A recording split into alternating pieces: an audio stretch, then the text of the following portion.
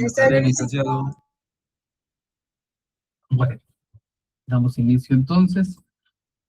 El día de hoy es un repaso, sobre todo en el sentido de primero ver las dudas que ustedes tengan. Vamos a ver cuáles son las dudas que ustedes tienen del contenido que se ha estado desarrollando. No sé cuáles son posibles dudas que ustedes tengan, temas que no hayan comprendido, algo que ustedes tengan alguna duda, ¿verdad?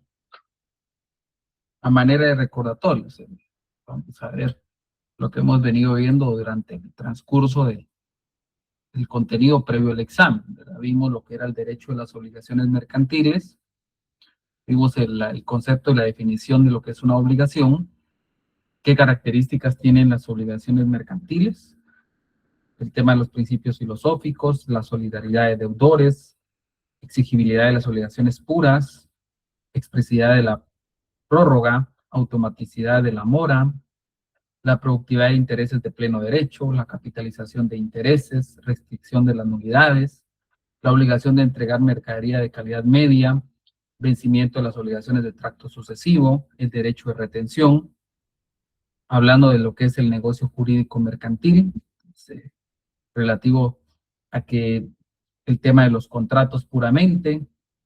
Esto es algo tal vez de derecho civil que en su momento ustedes vieron, los requisitos del negocio jurídico pues también se aplican al derecho mercantil en cuanto a un negocio jurídico mercantil. ¿Qué es un contrato mercantil? Haciendo la distinción entre un contrato civil y un contrato mercantil. La forma de los contratos mercantiles, ¿verdad? Que en derecho mercantil hay una libertad de forma, siempre y cuando pues, la ley no establezca una forma establecida. Los efectos del contrato, pues usted sabrá muy bien si todos aquí en algún momento determinado hemos hecho algún contrato de cualquier tipo, la mayoría han sido tal vez contratos mercantiles, pues se vuelve ese vínculo que debe ser obligatorio, entonces produce efectos y obligaciones. También la interpretación de los contratos, cómo deben interpretarse los contratos mercantiles, en el sentido propiamente de lo que contenga el mismo, ¿verdad? La clasificación de los contratos mercantiles, cómo se clasifican los contratos mercantiles, típicos, atípicos, solemnes, por adhesión, ya propiamente la clasificación que hace el código no el código, sino la doctrina mercantil, que se pueden clasificar como contratos de cambio, colaboración, prevención de riesgo, conservación de crédito y de garantía. ¿De esto tenemos alguna duda? ¿O alguien que sea nuevo en el curso? Vaya a hacer su primer día de clase. Puede pasar.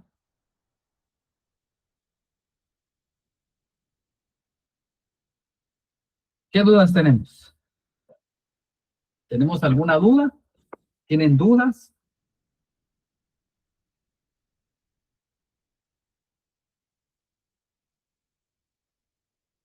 No tengan miedo. Hablen. Les aseguro que en su privado van a hablar 3 horas. Pueden quitarse la tesis. Sacan la licenciatura por tesis, maestría por tesis, creo que es ahora la versión, pero el privado nadie se va a librar. Son 3 horas de examen técnico profesional. Y es 1 hora de derecho mercantil, 1 hora de derecho civil y 1 hora de derecho notarial. En esa hora se pregunta de todo. Entonces sí tenemos que conversar, platicar.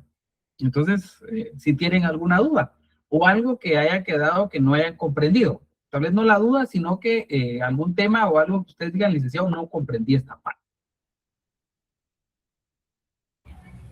Buenas tardes, licenciado. Disculpe. Buenas tardes, licenciado. Disculpe, fíjese que yo solo tenía una duda con respecto a una de las preguntas. Yo tengo entendido que las instituciones que integran la teoría general sería el cambio, el crédito y la asociación. No sé si es correcto. No. Las instituciones que integran la teoría general de las obligaciones y los contratos mercantiles van a hacer todo lo que vimos, todo lo que es la teoría general. ¿Y qué es lo que vimos en la teoría general? Por ejemplo, ¿qué integra la teoría general de las obligaciones y contratos mercantiles? O sea, ¿cuáles instituciones integran esta teoría? La integran, la teoría general la integran, pues, las obligaciones mercantiles, las características de las obligaciones mercantiles, cuáles son esas características. Todas estas características son parte de las instituciones que integran la teoría general de las obligaciones y los contratos mercantiles. Ah, ya entiendo. Entonces prácticamente sería como los temas y subtemas que hemos visto durante... Hemos estado viendo. Todo eso es. Ahora, ¿por qué vimos todo esto? Por ejemplo, Dan, cuando ya empezamos a ver un contrato en particular, ya vemos que todo lo que hemos estudiado anteriormente, pues se va aplicando al contrato en particular. Por eso son todas esas instituciones que integran la teoría general de las obligaciones y contratos mercantiles. Muchas gracias por la aclaración. Muy bien. Ahí Mónica me pregunta, ¿podría volver a repetir sobre los contratos de cambio? Vamos a ver, Mónica. Cuando hablamos de los contratos de cambio, estamos hablando de que en la clasificación de los contratos mercantiles hay contratos en particular que su objetivo es intercambiar un bien por otro. A eso nos referimos a los contratos de cambio. Los contratos de cambio son todos aquellos contratos en particular que su objeto es intercambiar un bien por otro. Dígase, una cosa por dinero o un servicio por dinero. Por ejemplo, la compraventa mercantil. Este es un contrato de cambio. Usted me da una mercadería, a cambio yo le doy dinero. Usted me da suministro, a cambio yo le doy dinero. Usted me traslada mercadería, contrato de transporte, a cambio yo le doy dinero. Esos son contratos de cambio. Son de manera general. En particular, los podemos ir encuadrando. Muy bien, Sofía. No sé si ahí estamos, Mónica. Ahora bien, lo que me pregunta Sofía. Sofía me pregunta en cuanto a los contratos solemnes. Los contratos solemnes son aquellos contratos en los cuales las partes no tienen la libertad de forma. ¿Qué quiere decir? No lo pueden elaborar como ellos quieran. Quiere decir que se tienen que sujetar a la forma establecida dentro de la ley. A eso se refiere a los contratos solemnes. A los contratos solemnes también se les denomina contratos formales. Quiere decir que ya existe una forma dentro de la ley. Contratos solemnes. En el Código de Comercio decíamos que solo vamos a tener dos. El contrato de sociedad. Una es solemne porque la ley establece que debe constar en escritura pública. No me permite a mí decidir que voy a constituir una sociedad en documento privado o en cualquier documento. La ley me establece que va en escritura pública. O sea, es un contrato solemne, porque la forma la establece la ley. Otro contrato es el contrato de fideicomiso. El contrato de fideicomiso, al momento de constituirlo, el documento que se va a hacer es una escritura pública donde se constituye el fideicomiso. No puedo yo tener la libertad de decir, bueno, quiero constituir este fideicomiso en documento privado con firma legalizada. Claro, va a haber una excepción, que esa la vamos a ver en su momento, pero la regla general es que el contrato solemne son los contratos en los cuales la ley establece la forma en la que se debe hacer constar los pactos contractuales. Y no existe esa libertad en cuanto a la forma.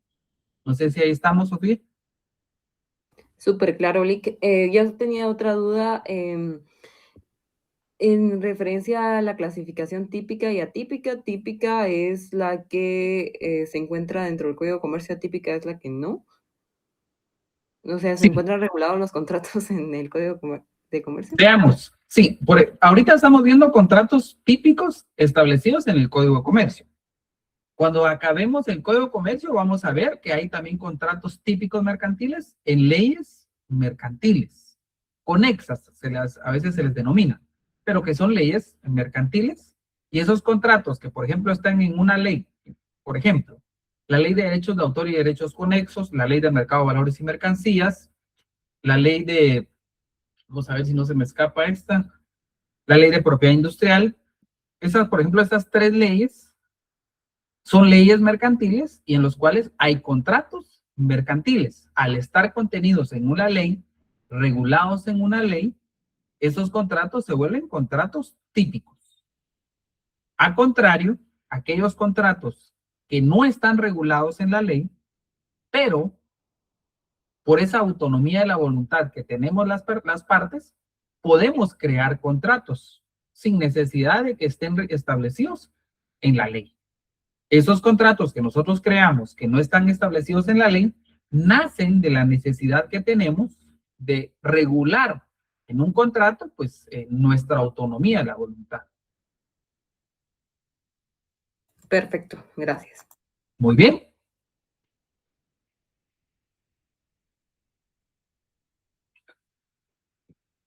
Vamos a ver, Catherine, ¿se puede aplicarnos un poco más? ¿Aplicarnos o explicarnos? Perdón, Catherine.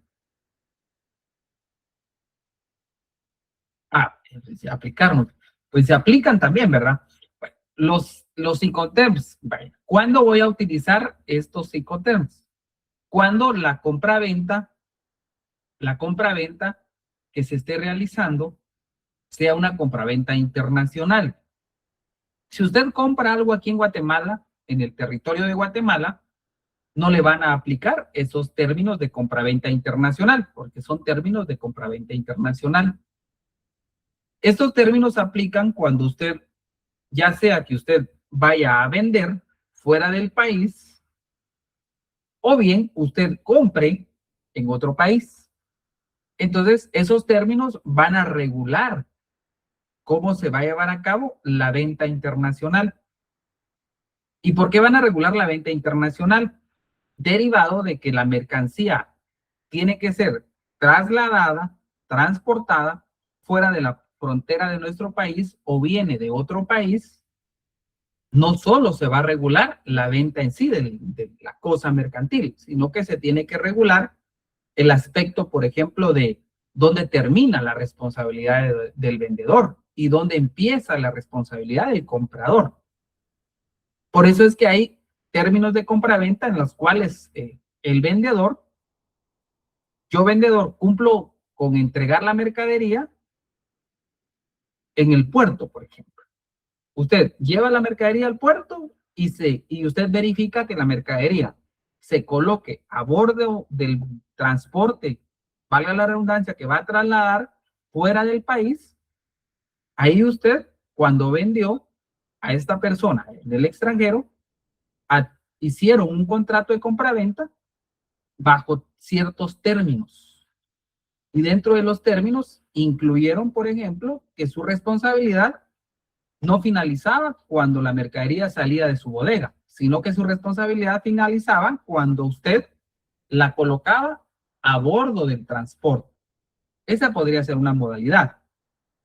La otra es que su responsabilidad termina como vendedor cuando la mercadería es únicamente puesta al costado del transporte. Ahí terminaría su responsabilidad como vendedor. El otro término en el cual usted puede vender es donde usted dice, bueno, yo le vendo, en la venta le va incluido no solo el costo del producto, sino que la venta le incluye que yo me comprometo a contratar el transporte y que la mercadería llegue hasta donde usted me indique, fuera del país. Y además, cualquier suceso siniestro que le suceda a la mercadería durante el traslado, dígase, se hunde el barco, dígase, se incendia el barco. Puede pasar de todo en el mar, imaginemos. En la venta que usted hizo conmigo va incluido ese riesgo. Yo me comprometo a adquirir un seguro en el cual la mercadería va asegurada. Y esos son 3 términos de ventas internacionales, cada uno es diferente. Esos 3 están regulados dentro del Código de Comercio. No sé si ahí estamos, Kate. Para eso, ¿qué tengo que leer? Siempre mi Código de Comercio, ¿verdad? Mi Código de Comercio siempre en lo relativo a las compraventas internacionales. Entonces, por ejemplo, lo que yo le acabo de decir, lo que le acabo de decir, ¿dónde está regulado?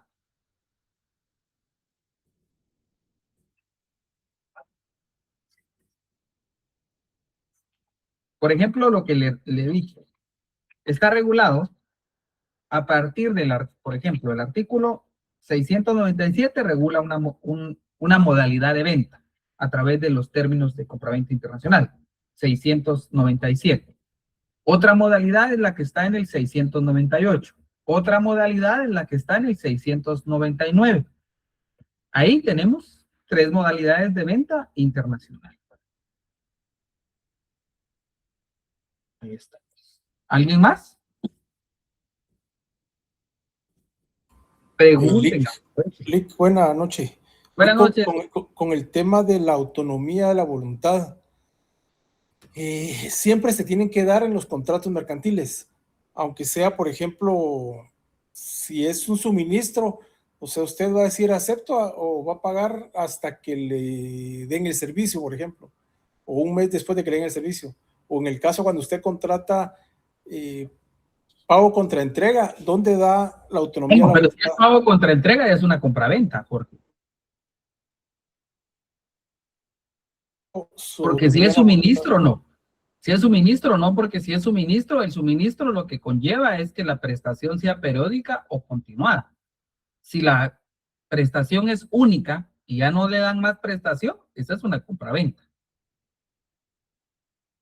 Ajá, pero por eso, pero en los dos se tiene que dar la autonomía de la voluntad. Es que, mire, veamos, Jorge, ¿qué es la autonomía de la voluntad? Para usted, en sus palabras, ¿qué sería la autonomía de la voluntad? El que sí acepto la compra, por ejemplo. Es la libre disposición, esa libertad que usted tiene de poder contratar sin verse forzado al contrato, a suscribir un contrato. O sea, usted tiene la autonomía de su voluntad para contratar o no contratar. O sea, a eso se refiere la autonomía. Y la autonomía se da en el derecho privado, porque igual que en un contrato civil hay autonomía de la voluntad, a diferencia en la esfera pública, donde el Estado se impone, por ejemplo. Cuando el Estado impone sus condiciones, le impone a usted las cosas, ahí su autonomía de la voluntad no está en juego, no está participando, a diferencia en la esfera privada. En la esfera privada, si usted quiere, lo puedo obligar, por ejemplo, Jorge, a que usted me adquiera una línea de teléfono. ¿Lo puedo obligar? No. No. Si usted decide, adquiere el servicio, sí, no.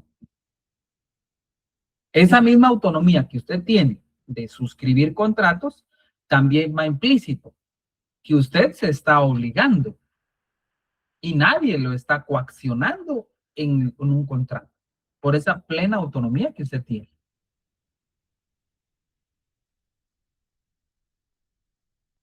Ok, gracias. No sé si le quedó claro o me dice. ¿Alguien más? Ya leyeron el material, ¿verdad? Si no, mañana van a estar sufriendo.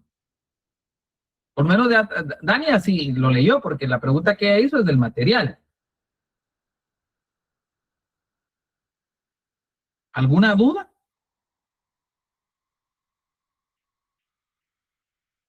Lick, disculpe, fíjese que yo sí leí y entendí lo de la solidaridad de deudores, pero tal vez usted nos lo puede explicar un poquito a más detalle. Yo entiendo que es cuando, por ejemplo, en un contrato, todos los que participan tienen como el compromiso con la obligación, pero también asimismo, si hubiera algún problema, también tienen que responder por el problema. Algo así. Véanlo así, Daniel. Pongámosle nombre y apellido. En una obligación siempre va a haber un acreedor y un deudor. Independientemente, uno siempre tiene en la mente el bendito préstamo, pero no es así, ¿verdad? En cualquier contrato donde participen varias personas y estas personas se obligan dentro de un contrato, si este contrato es un contrato mercantil y este contrato está sujeto a que la obligación de pago, imaginémonos la obligación de pago, la tienen varias personas. Estamos hablando de que hay mancomunidad. Ahora bien, mancomunidad, ¿cuándo existe la mancomunidad? Cuando en una obligación, en el lado de los obligados, hay más de 2 personas. Ahora bien, para el derecho mercantil, cuando existen 2 o más personas, las cuales están obligadas a ejecutar, a dar o a realizar alguna prestación, se considera que ellos son solidariamente obligados. ¿Qué quiere decir? Que usted, que puede exigir el cumplimiento, puede exigirle a cualquiera de ellos.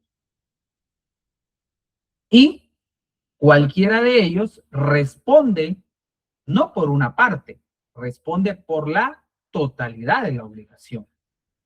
Esa es la solidaridad de deudores. Ahora bien, esto para los contratos mercantiles no es necesario que esté por escrito que son solidariamente deudores. Se entiende que por ser un contrato mercantil de naturaleza mercantil, aun cuando no esté establecido en el contrato, se presume que son obligados todos por la totalidad de la obligación. Entonces, si ahí le aclaré, Dan. Bastante, Lick. Muchas gracias. Ahora sí ya lo entendí mejor. Vale, Gracias. muy bien. ¿Alguien más? Licenciado, solo Sí. para aclarar ahí, ¿verdad? Mire, fíjese, las promesas en contratos mercantiles, según yo, y lo que entendí, corríjame si estoy mal, sí se pueden dar, ¿verdad? Sí. Es lo que uno adquiere, digamos, al adquirir una línea, uno primero obtiene el servicio y después el pago, ¿más o menos ahí aplica o estoy mal? Veamos si quiere. Vea el 706. Veamos el 706. Deme un segundo. 706. Alguien que me lo lea, por favor. Veamos dónde funcionan las opciones, sobre todo y la promesa. Opción de compraventa. En la ¿Sí? promesa o la opción de compraventa de cosas mercantiles, las partes son libres de pactar el plazo sin límite alguno. Ven aquí. Aquí viene lo interesante. En el Código de Comercio, en el Código Civil. Entonces, promesas en derecho mercantil puede haber. Por ejemplo, Gladys, podemos hacer una promesa de compraventa. ¿Usted puede hacer una promesa de compraventa con una concesionaria para comprar un vehículo? ¿Sí o no? Imagínese con la Toyota, la Cofinio, por ejemplo, con la Cofinio. ¿Puede usted hacer una promesa de compraventa, Gladys? Se me fue Gladys. Creo que sí. Sí, sí. Usted puede comprar. Ahora, vean, la Cofinio es un comerciante, solo que es un comerciante social, es un comerciante. Entonces sí puedo llevar a cabo una promesa de compraventa. Ahora, lo interesante aquí es de cosas mercantiles. Cosas mercantiles. ¿Y qué se entiende por cosas mercantiles? Los bienes muebles. Habría casos, los bienes muebles. Ahora, ¿se recuerdan ustedes de la promesa en derecho civil? ¿Cómo será el tema de la promesa? ¿Habrá promesa o no habrá promesa?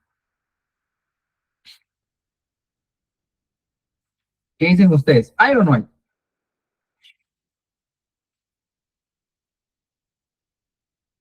Sí hay, licenciado. Sí hay.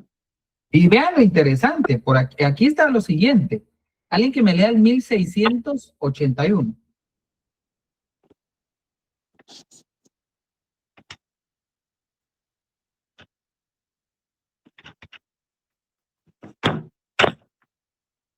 Y me van a decir cuál es la diferencia que ustedes encuentran, además de que lo estoy haciendo con un comerciante.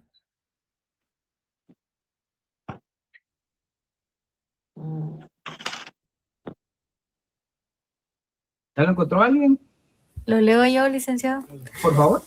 Artículo 1681. El plazo en el contrato de promesa no podrá exceder de 2 años si se tratare de bienes inmuebles o derechos reales sobre los mismos, y de 1 año si se tratare de otros bienes o prestaciones. Ahora bien, por ejemplo, Fernanda, una compraventa, una promesa de compraventa civil, ¿la puedo hacer por 10 años, Fernanda?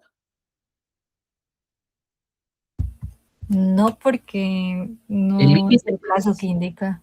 ¿el límite cuál es? 2 años. Si se trata de bienes inmuebles. Inmuebles o De derechos reales. Si se tratara de bienes muebles. Ujú. Ahora, ¿puedo hacer una promesa de compraventa mercantil por 10 años, Fernanda? Mercantil, sí. Sí. Esa es una de las grandes diferencias también. O sea, la promesa sí se puede dar en el derecho mercantil. Ahora, la promesa va a ser sobre cuestiones de compraventa mercantil para el derecho mercantil.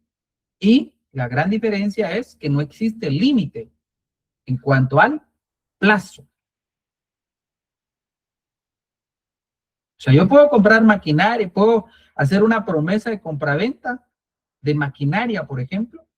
Se la compro a algún comerciante que venda maquinaria y la promesa la hacemos por 3 años, 5 años, 10 años, por el tiempo que queramos. A diferencia en el derecho civil, que sí tiene un plazo establecido. No sé si ahí estamos. Muy bien. ¿Alguien más? Licenciado, disculpe, con relación a ese mismo tema, ¿podría citar un ejemplo no solamente con lo de la maquinaria, sino también es que entiendo que si es un contrato de promesa en civil, pues es hasta 2 años, ¿verdad? Ahora mercantil, entonces ya se puede extender. Eso fue lo que le comprendí. Sí, pero el contrato, ahora, ¿puedo hacer, por ejemplo, un contrato de promesa de suministro, Rosario? Claro. No. Vea el Perdón, de promesa de 706. suministros, no, porque tiene que ser de manera No, lea el continua. 706. Lea el 706.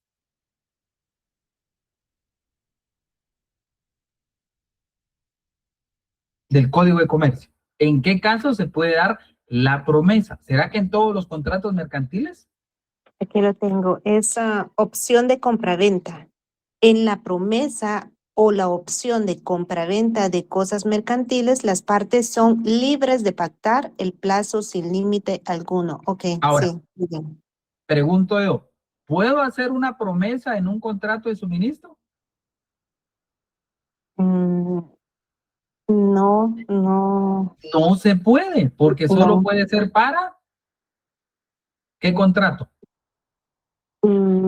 Digamos que en el caso de No, suministros, vuelva a pues, leerlo. ¿Para qué contrato? Ahí está la respuesta, Rosario. ¿Para Sería qué para la contrato? compraventa. Solo para la compraventa mercantil. En ningún otro contrato mercantil puedo llevar a cabo hacer una promesa.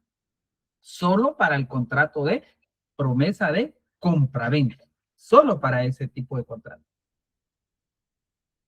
Por eso les daba ejemplo yo. O sea, yo puedo venir y llevar a cabo promesas de promesas, pero que sean de compraventas.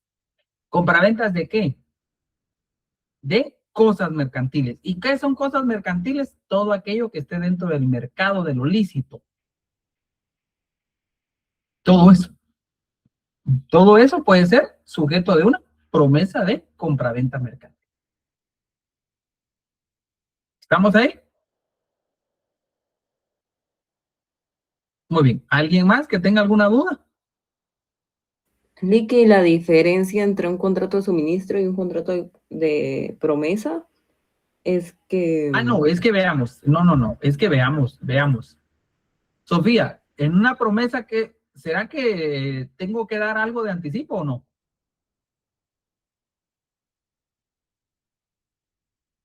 En una promesa Una tiene que promesa. haber... Ajá.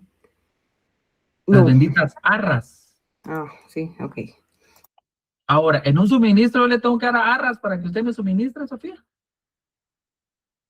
O al final de mes le voy a pagar la totalidad del bien o el servicio que me dio. A final de mes. Al final de mes. En una promesa yo tengo que darle arras. O sea, debe constar que usted me está dando, por ejemplo, me da usted el 10% del valor de la cosa, el otro 90%, usted, hicimos la promesa, me lo va a ir pagando. Mientras que en un contrato de suministro, usted me provee el producto o el servicio y al finalizar el plazo o ejecutarse como tal el servicio, yo le pago a usted. Perfecto. En el suministro no hay arras. Okay. No hay arras. Es solo en la promesa, sí debe haber arras. ¿Alguien más? Pregunten, aprovechen. ¿Sí, Lick, yo verdad? tengo una duda. Sí. ¿Será que podría ampliar un poco el concepto de las obligaciones mercantiles y de las obligaciones civiles, por favor? Ahora, miren. En las obligaciones civiles, la obligación es el vínculo jurídico que nace entre una persona llamada deudor, en la cual éste se compromete a realizar una prestación a favor de otro llamado acreedor. ¿Vamos hasta ahí bien, Fernanda? Sí. Ahora bien, en una obligación civil, ¿quiénes son estos sujetos? ¿Serán particulares o habrá algo, o habrá algún comerciante? Son individuales, según lo que explicó. No, diga particulares. Particulares. Particulares. Individuales no, particulares. ¿Qué diferencia voy a encontrar en una obligación mercantil? La diferencia va a ser que la persona a la cual yo le debo dar la prestación, que consiste en dar, hacer o no hacer, esta persona va a ser un particular o un comerciante. Comerciante. Un comerciante. Esa es la gran diferencia entre una obligación civil y una obligación mercantil. Que el sujeto al cual debo de darle la prestación va a ser un comerciante. Ahora bien, ¿de dónde van a nacer esas obligaciones? ¿Cuál es la fuente de las obligaciones? ¿De dónde nace que yo le tengo que dar cierta cantidad de dinero a usted, que tengo que hacer alguna prestación a favor de usted? ¿De dónde nace? ¿De dónde nacen las obligaciones? ¿Contrato? De los contratos. No sé si ahí estamos, Fernando. Sí, ya más claro. Gracias, Lick. ¿Alguien más? Algo que no hayan comprendido. Sí, Ingrid. Fíjese que yo estaba viendo el cuestionario, ¿verdad? Lo estaba resolviendo, pero hay una pregunta que dice la libertad de forma. Luego dice, puede darse la libertad de forma en los contratos mercantiles. La respuesta es, va la siguiente, Ingrid. ¿Tiene su código? Sí. Léame el 671, Ingrid. 661. 671. Ah, 71. Ah, sí. Vamos a ver, aquí está. Cualquiera que sea la forma y el idioma en que se celebre, las partes quedarán obligadas. No, pero antes de eso hay algo. Léame antes. Los contratos de comercio. Ay, sí. Los contratos de comercio no están sujetos para su validez a formalidades especiales. Paremos ahí. ¿Qué Ajá. interpreta usted ahí, Ingrid? ¿Hay libertad de forma o no? Sí, en esa hay libertad de forma porque no, pues no hay. En esa no. En todos los contratos mercantiles. En todos hay los libertad de contratos forma. mercantiles, ajá. Esa es la regla general, ¿verdad, Ingrid? Que en todos los contratos mercantiles, las partes que contratamos, decidimos dónde hacer constar el contrato, ¿verdad? Tenemos esa libertad. Ajá. A eso se refiere si existe la libertad de forma en los contratos mercantiles. La respuesta es sí. Sí existe libertad de forma porque los que contratan tienen la libre disposición de determinar en qué documento hacen constar el contrato. Esa es la libertad de forma. No sé si ahí estamos, Ingrid. Sí, pero de ahí me surgió la duda que la otra pregunta dice, ¿puede darse la libertad de forma en los contratos mercantiles? Sí. Pues porque está casi la misma No, respuesta. no, lea la primera, la primera pregunta. ¿Qué es la libertad de forma? ¿Qué es la libertad de forma? Para usted, Ingrid, ¿qué es la Ok. libertad de forma? Los contratos pueden estar sujetos a... No, la libertad de forma, vean, la voy a decir así. La libertad de forma es la que tienen los contratantes para determinar cómo hacer constar el contrato. Ahí está la libertad de forma. Ok. No se revuelvan, ustedes solitos se me revuelven. Sí. Sí, la verdad que sí me había causado duda esto, ¿verdad? Pero gracias, licenciado. Ahora, la otra pregunta, ¿cuál era? Espéreme, todavía le estoy preguntando, ahora voy yo, ahora pregunto yo. La otra pregunta, ¿cuál era? ¿Puede darse la libertad de forma en los contratos mercantiles? ¿Tu respuesta va a ser? Sí. Sí, ¿según qué artículo, Ingrid? Póngale fundamento legal. Ya, el 671. 671, ahí está la libertad de forma. Porque ¿qué establece? Los contratos de comercio no están sujetos para su validez a formalidades especiales. Y vea lo siguiente, cualesquiera sea la forma y el idioma en que se celebre, las partes quedarán obligadas de la manera y en los términos que aparezca que quisieron obligarse. O sea, que ellos quisieron, no que yo vengo y le digo, mire, así va a ser. No, usted decide con la otra persona. ¿Estamos ahí? Sí, gracias, Nick. Pues bien, ¿alguien más?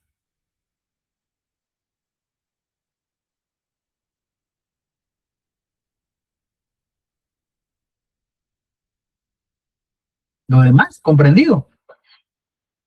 ¿Seguros? ¿Seguros? O yo empiezo a preguntar. ¿Quién quiere que le pregunte? Lick, disculpe, con otra también que... ¿Qué es el derecho de retención y cómo opera? Vale, bien. El derecho de retención es el derecho que tiene, veámoslo así, la persona que, tal vez no la persona, el derecho de retención la tiene el sujeto que en un contrato ha cumplido con sus obligaciones, pero que la otra parte no ha cumplido.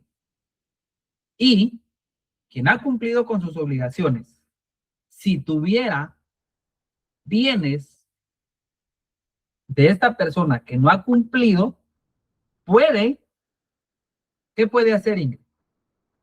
¿Los puede? Retener.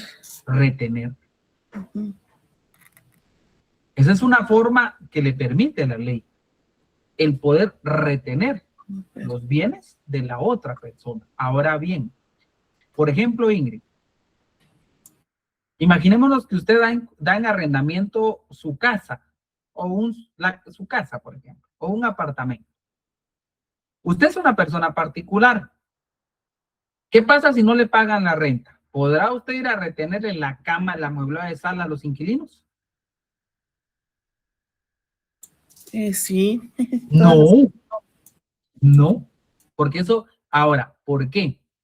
Primero, ¿el contrato de arrendamiento es civil o es mercantil? Sí, es civil. Es civil. La otra, ¿usted se dedica, su actividad de comercio es dar en arrendamiento o usted particular dio en arrendamiento su casita? Particular. Usted particular. Entonces, el derecho de retención no aplica, primero para los contratos civiles. Por ende, no aplica para los particulares. Los particulares, sí.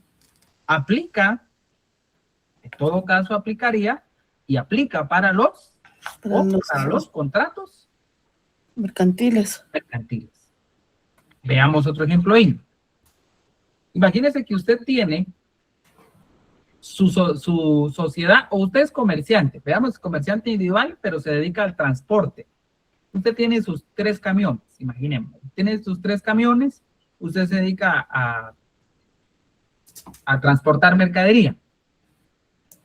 Hace un contrato de transporte con Rosario, le va a trasladar productos. Cuando ya usted está para entregar los productos, no le quiere pagar por el traslado de la mercadería. ¿Puede usted retenerle ese producto que lleva usted en sus camiones? Sí, ahí sí. Ahí sí. Una, porque usted es comerciante. El comerciante, sí. Y la otra, el contrato de transporte es un contrato mercantil.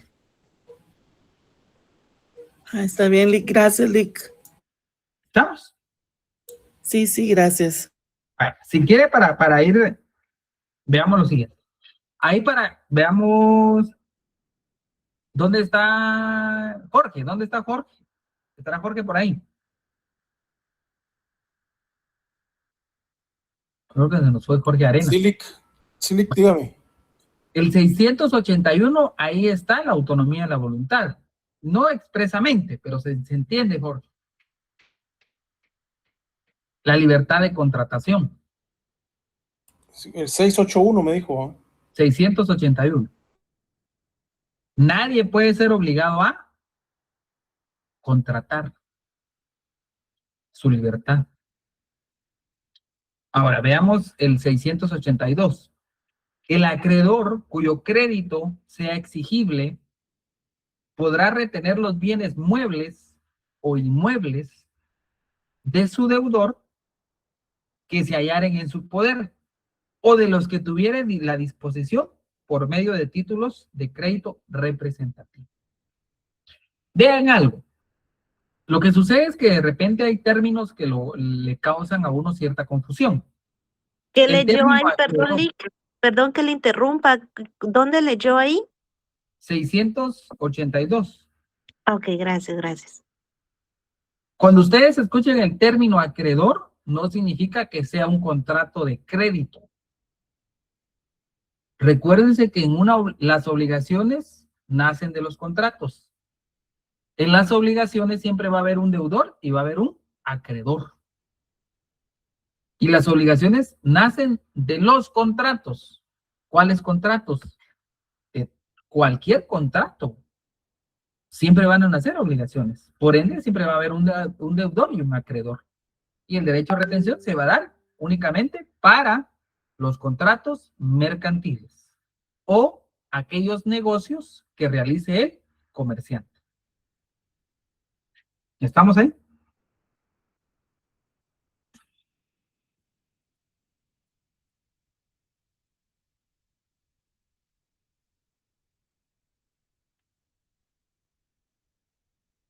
¿Alguien más?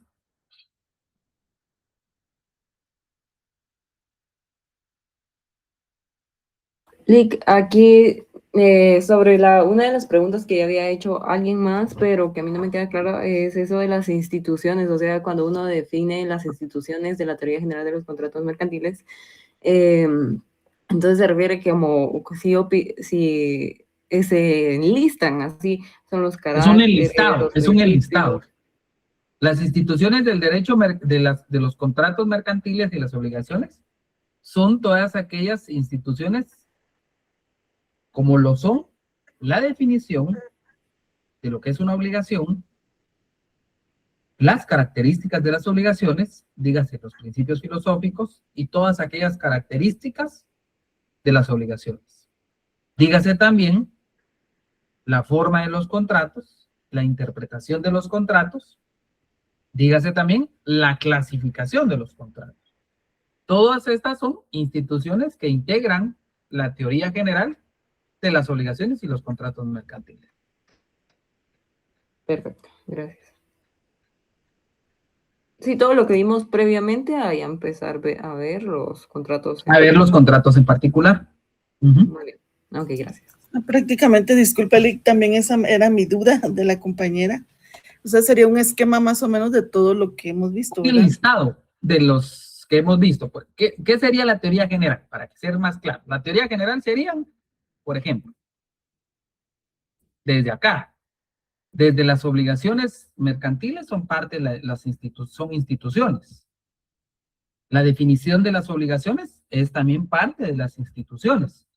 Las características en particular, todas estas, son parte de las instituciones. El negocio jurídico mercantil es parte de las instituciones. Los requisitos del negocio jurídico son parte de las instituciones. Los contratos mercantiles también son parte de las instituciones. La forma de los contratos, los efectos de los contratos, la interpretación de los contratos y la clasificación de los contratos. Todo eso es parte de, son todas las instituciones que integran la teoría general de las obligaciones y contratos mercantiles. No sé si ahí estamos. Gracias, Lick. ¿Alguien más?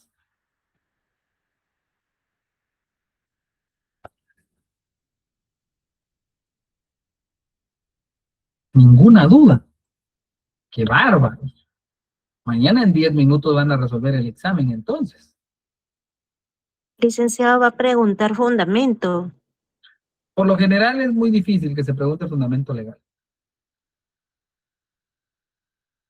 Aquí lo que preguntamos es lo que usted aprendió. Eso La es lo hora que del examen. ¿Vale? La hora del examen es a La las hora 5. del examen es a las 5:30. Por favor, 5:30.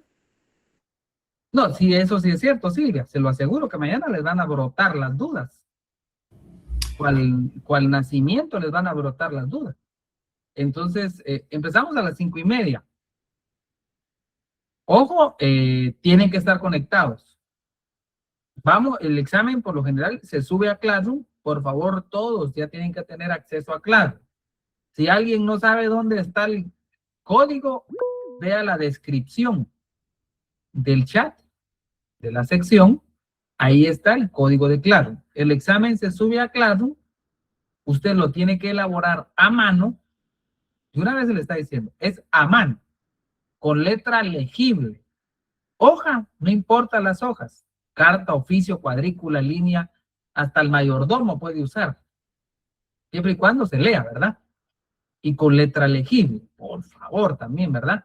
Entonces, debe tener, ¿qué significa? Que usted tiene que estar en un lugar, en un espacio donde usted pueda desarrollar su examen, porque no es formulario, no es falso y verdadero, selección múltiple. A estas alturas del partido ustedes ya no están para selección múltiple, ¿verdad? Ni para falso y verdadero. A estas alturas del partido ya no es eso. Ustedes ahorita están para desarrollar temas, explicar temas. Están para eso ya, porque ya están próximos a cerrar. Ya están en el 10º. Entonces, por eso digo, tienen que tener, vean, un espacio donde poder venir y elaborar su examen, porque es a mano que lo tienen que elaborar, lo tienen que escanear y lo tienen que cargar. Entonces, empezamos a las 5:30, termina a las 7, y luego tenemos a los de la segunda hora. ¿Sí, Sofía? ¿Se puede utilizar código? No va a ser necesario, considero yo. ¿Y si fuera necesario? Pues, ténganlo pero lejos para que no les dé tentación. O sea, no se puede. Si fuera el caso, ¿verdad? Lick, disculpe solo con la última también para ver si estoy en lo correcto. Diga. ¿Qué sucede si una obligación mercantil no tiene plazo para su cumplimiento? ¿Se resuelve de la misma forma que la obligación civil? No, veamos. Si la obligación no tiene plazo, la exigibilidad. Ahora, ¿la obligación de dónde proviene? ¿Proviene de un? De un contrato. De un contrato. Dígalo sin miedo, de un contrato, Ingrid. Sí, de un contrato. De un contrato, Ingrid. Ahora, va a depender del contrato, ¿verdad? Porque imaginemos, Si es un contrato en el cual no requiere la naturaleza de la prestación, Eso. que tenga que existir un plazo prudencial para que usted me cumpla, hoy se venció el plazo, El plato es inmediato. mañana se lo exijo, ¿verdad? Ujú. Eso es lo que va a pasar. En aquellas obligaciones de contratos en los cuales la obligación o el cumplimiento de la obligación no tenga un plazo establecido, pero dada la naturaleza del contrato, permite ser exigible, es exigible en cualquier momento. Inmediatamente. Directamente. Por eso decíamos, ¿qué pasa si usted y yo hacemos un contrato a futuro, donde yo le tengo que vender mi cosecha, por ejemplo, que dábamos el ejemplo? ¿Será que imagínese, me lo puede exigir ya? No, hasta que se dé el tiempo. Hasta que se dé y me dice, mire, pero ya la cosecha ya está, cúmplalo. Sí. Ahora, ¿en qué pasa en civil? En civil, si no hay plazo, yo tengo que acudir ante un juez para que el juez fije el plazo para cumplimiento. Ah, bueno. Muy bien, licenciado, gracias. Ahí estamos. ¿Alguien más? ¿Con el examen alguien más alguna duda?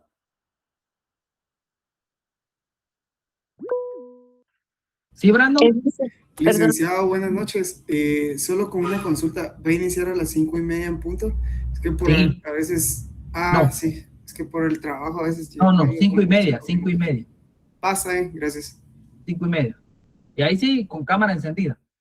Y con un gran espejo atrás para que se vea cómo están. Y de cuerpo completo para que se vea que no tienen nada aquí atrás. Así vemos que no tienen nada usted aquí atrás, pero nada. Espejos de por todos los lados vamos a tener que pedir para ver cómo están. Buenas noches, una consulta. Sí, Blanca. Si yo me quedo en la oficina y no tengo un espejo de ese tamaño, ¿qué hago? Es broma, Blanca. Ah, bueno. Es broma. Miren cuántos se asustaron. ¿Cuántos se asustaron? No, es broma nomás. Su cámara sí, por lo menos, si la cámara sí la tienen que tener encendida, ¿verdad? El espejo nomás los estoy molestando. No, les pide eso uno y les aseguro que nos cae encima toda la asociación de estudiantes, pero del chat. Bueno. Entonces, ¿alguna otra duda, Catherine? Gracias, Lick. Buenas noches. Yo tengo una duda. Sí. Por ejemplo, yo tengo habilitado mi Classroom y todo, pero he tenido experiencias un poquito desastrosas en que llega el punto que tal vez nosotros calculamos terminar el examen porque hay un límite de tiempo para subirlo y luego o la plataforma o algo le pasa a Classroom y no te deja subir el examen. Y luego, pues se vence el tiempo. Pero no sé si hay alguna modalidad, si llegara a pasar... Digamos un tiempecito prudencial. Tampoco vamos a dar una media hora, ¿verdad? No, un tiempo prudencial. No. Una situación de ese tipo, ¿verdad? Ah, muy bien. Sí, esa era mi duda, porque sí, ya tuve una experiencia y me costó un montón poder localizar a la licenciada. Entonces, ahí estamos. Gracias. Muy bien. Alguien me había preguntado ahí del examen extemporáneo. La cuestión del examen extemporáneo, sí, ustedes sabrán que tienen que dirigir la solicitud y tienen que justificar el por qué no comparecieron dentro del examen. Y aquí viene la siguiente situación. Para pedir el extemporáneo, yo les recomiendo lean el reglamento de evaluaciones. Ahí está en qué casos pueden pedir un extemporáneo. ¿Y cuál es el procedimiento? Pues actualmente a través de correo. Creo que hay correo de coordinación, entonces tendrían que enviar ustedes a coordinación su solicitud y adjuntar a la solicitud pues la justificación, si fuera el caso. Sí, 30 puntos. 30 puntos es el valor del examen. Bueno, ahí estamos, no sé si alguna otra duda. Gracias, Lick, por su apoyo. De nada, para servirles. Ahí sí, si tienen otra duda, me dicen. Ya tenemos ahí 2 minutitos. ¿Ninguna otra duda? Bueno. Disculpe, licenciado, solo para terminar de aclarar, como va a ser a mano, tendríamos que colocar únicamente la respuesta o completo todo. Por lo general las preguntas son cortas. Entonces, por lo general, al ser cortas, solo pues las escriben y ya. O lo que a veces se hace es que lo pueden editar para calcular el espacio, ¿verdad? Y dejan la pregunta a computadora y la respuesta a mano. Puede tener la otra opción, ¿verdad? Luego será escaneado y en PDF, imagino. Y en PDF lo tienen que cargar. PDF, no imágenes, PDF.